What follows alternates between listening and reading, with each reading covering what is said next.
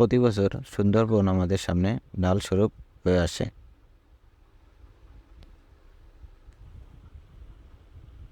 ঘূর্ণিঝড় রিমালের যে গতি, সেই গতি কমিয়ে দিয়েছে সুন্দরবন। সুন্দরবন থাকার কারণে আমরা অনেকটাই বেঁচে যাই।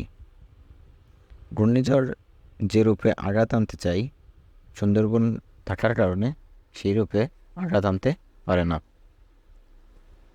অন্যবারের ন্যায় এবারও সুন্দরবন ব্যাপক ক্ষয়ক্ষতির হাত থেকে আমাদের বাঁচিয়েছে, কিন্তু সুন্দরবনে অনেক ক্ষয়ক্ষতি হয়েছে প্রাণীর। ঘূর্ণিঝড়ে তেমন গাছপালার ক্ষতি না হলেও ক্ষতি হয়েছে বন্যপ্রাণীর। এখন পর্যন্ত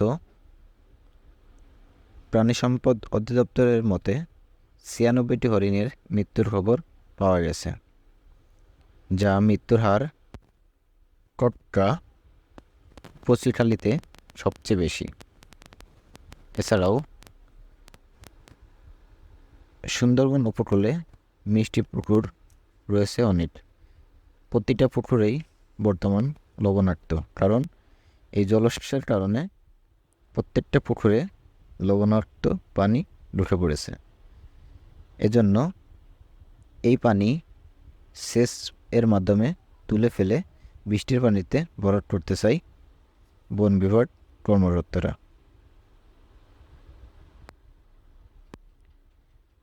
ঘূর্ণিঝড় রিমালের কারণে সুন্দরবনে যে ক্ষয়ক্ষতি হয়েছে তা কাটিয়ে উঠতে অনেকটা সময় লেগে যাবে বলে জানিয়েছেন বন কর্মকর্তা। কটকা পঁচিখালীতে বন্যপ্রাণীর বেশি ক্ষয়ক্ষতি হয়েছে। এখানে কিছু দূর পর পড়ে আছে হরিণের মৃতদেহ। শুধু এখানেই পাওয়া গেছে 38টি হরিণের মরদেহ।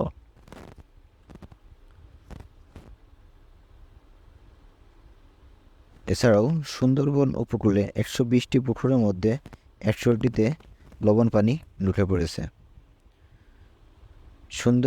এছাড়াও রিমালের আঘাতে সুন্দরবনের বিভিন্ন ক্যাম্প ভেঙে পড়েছে।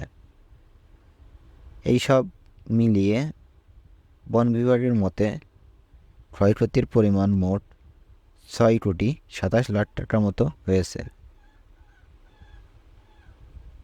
প্রতিবার সুন্দরবন আমাদের ঢাল হয়ে দাঁড়ায়, কিন্তু আমরা সুন্দরবনের রক্ষণাবেক্ষণ সঠিকভাবে নিতে পারি না।